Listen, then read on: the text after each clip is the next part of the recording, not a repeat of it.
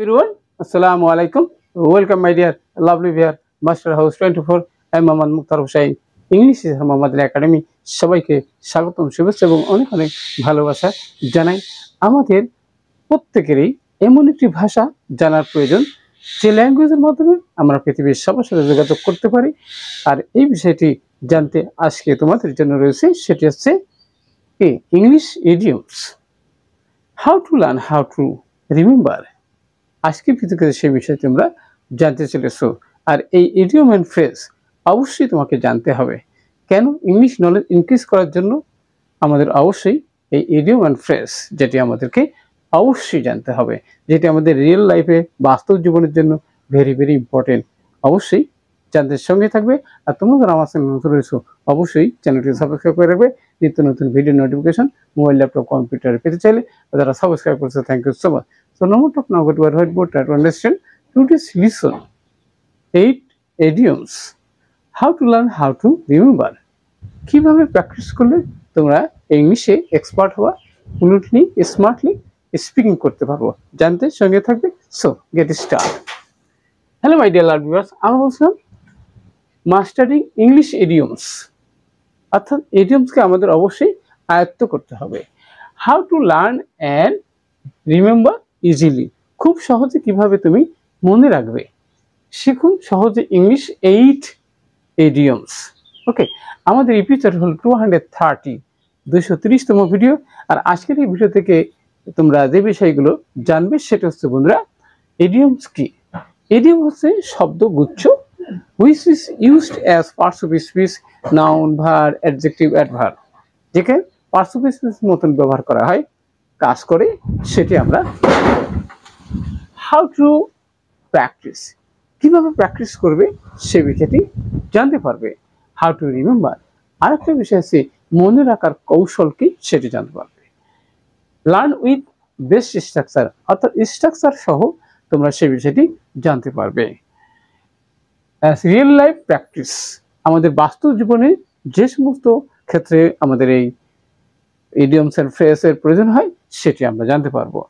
Must learn this idioms for daily use, অবশ্যই এই idioms and ফ্রেজগুলো তোমাকে জানতে হবে, শিখতে হবে। ওকে, তাহলে চলো স্টেপ বাই স্টেপ আমরা আলোচনা করব। প্রথমে দেখো বন্ধুরা, যে এখানে র্যাগ ডে মানে কি, শিক্ষা সমাপনীর দিন, অর্থাৎ প্রত্যেক মানুষের ছাত্রদের বিশেষ করে তাদের শিক্ষা জীবন শেষ হয়, আর সেই দিনটি হচ্ছে তাদের কি, র্যাগ ডে, অর্থাৎ শিক্ষা সমাপনীর দিন। অর্থাৎ এখানে দেখো বন্ধুরা, যে স্টুডেন্টস মানে কি, ছাত্ররা, স্টুডেন্টস এনজয়, এনজয় মানে উপভোগ করে, এবার কি এগুলি র্যাগ ডে, র্যাগ ডে, ওকে, র্যাগ ডে, ওকে, অর্থাৎ তাদের মানে শিক্ষা জীবন শেষ হওয়ার পর তাদের সমাপনী দিবসে তারা সেটা এনজয় করে, উপভোগ করে। ওকে, নেক্সট হচ্ছে বন্ধুরা, এবারে আমরা যাবো যে রেডি মানি, অর্থাৎ আমাদের যে নগদ ক্যাশ থাকে সেটাকে বোঝাচ্ছি। হি হ্যাড এ লট অফ, আমরা বলতে পারি যে he had a lot of cash, lot of ready money. Okay, তার কি হলো, নগদ টাকা অনেক হাতে আসে। ওকে, এবার হচ্ছে বন্ধু রেড লেটার ডে মানে কি, স্মরণীয় দিন, যেটা আমাদেরকে অ্যাডজেক্টিভ হিসেবে ব্যবহার করা হয়। ওকে, তাহলে সেখানে বন্ধুরা যে সাবজেক্টের পর এবারে কি আমরা বলতে পারি 36 July, 36 July is a red letter day of Bangladesh. Okay, 36 জুলাই বাংলাদেশের স্মরণীয় দিন। তাহলে দেখো বন্ধুরা, এখানে সাবজেক্ট লাগে, ভার, তারপর আমাদের কিন্তু অ্যাডজেক্টিভ হিসেবে থাকলে তখন কিন্তু অ্যাডজেক্টিভ বসে। ওকে, তাহলে আমাদের সাবজেক্ট লাগে, ভার লাগে, এবং যদি ওই ইডিয়মসটি অ্যাডজেক্টিভ হিসেবে তখন কিন্তু লিঙ্কিং ভার্ব পরে বসে। ওকে, নেক্সট হচ্ছে বন্ধুরা রেড হ্যান্ড মানে কি, হাতে নাতে ধরা। ওকে, যেটা হ্যাড বার হিসেবে বসে। তারপরে আমরা বলবো কি, যে দি থিপ, THIF, দি থিপ ওয়াজ কট রেড হ্যান্ডেড, হাতে নাতে ধরা পড়েছিল। at the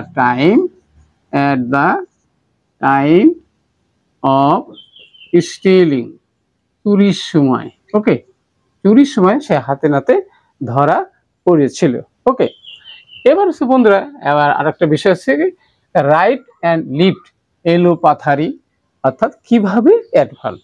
ওকে, তাহলে হচ্ছে বন্ধুরা, হি মানে সে, হি এবারে কি বিট দা বয়, বালকটি কিসে মেরেছিল, তাহলে সাবজেক্ট ভার অবজেক্ট এবং অ্যাডভার্ব যদি থাকে তাহলে তখন কিভাবে, আর এই যে রাইট অ্যান্ড লিফট, এলইএফটি লিফট, অর্থাৎ তাকে এলোপাতারি ভাবে বালকটিকে মেরেছিল। ওকে, নেক্সট হচ্ছে বন্ধুরা রান ইনটু ডিবিট, ঋণগ্রস্ত হওয়া। আমরা অনেকেই আছি অভাবে কিন্তু ঋণগ্রস্ত হয়ে পড়ি। ওকে, তাহলে এরপর কি, do not run into debit. Okay, তুমি ঋণগ্রস্ত হয়ে না। Be careful in spending money, টাকা পয়সা ব্যয় করতে অবশ্যই সতর্কবান হতে হবে, না হলে তুমি কি রান ইনটু ডেবিট, ঋণগ্রস্ত হবে।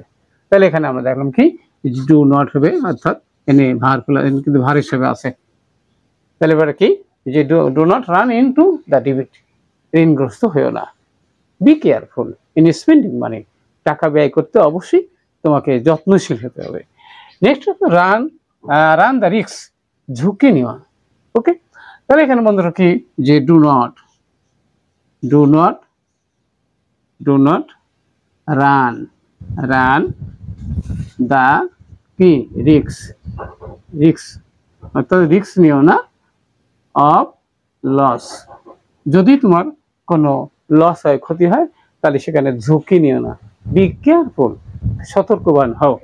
ওকে, এবার আমাদের বসে রান শর্ট, অভাবে পড়া। ওকে, তাহলে দেখো বন্ধুরা, আমরা বলতে পারি কি, দি স্টক অফ রাইস। ওকে, এখন বছর কি, যে দে মানে কি, তারা কি আছে, রেন শর্ট অফ কি ফ্লাড, বন্যার সময় তারা কি করেছিল, অভাবে পড়েছিল, অর্থাৎ যেখানে কি খাবারের সংকট হয়েছিল। তাহলে অবশ্যই দেখলে কিভাবে ইডিয়ম অ্যান্ড ফ্রেজ আমাদের রিয়েল লাইফের জন্য যত বেশি প্র্যাকটিস করব ততই তোমাদের মনে রাখবা, এবং ইংলিশ শেখার যে সহজ উপায় সেটা আমরা আজকের ভিডিও থেকে জানতে পারলাম। এইভাবে প্রতিদিন প্র্যাকটিস করো আর ইংলিশে এক্সপার্ট হও, দক্ষ হও, স্মার্টলি কথা বলা শেখো। সবার থেকে যোগাযোগ কমিউনিকেশন করার জন্য অবশ্যই আমাদের ইংলিশ জানতে হবে। ভিডিওটি কেমন লাগলো এবং কি বিষয়ে ভিডিও দেখতে চাও সবার কি কমেন্টসকে জানিয়ে দেবা। আর এতক্ষণ সাথে থাকার জন্য, পুরো ভিডিও দেখার জন্য অনেক ধন্যবাদ। Thank you so much.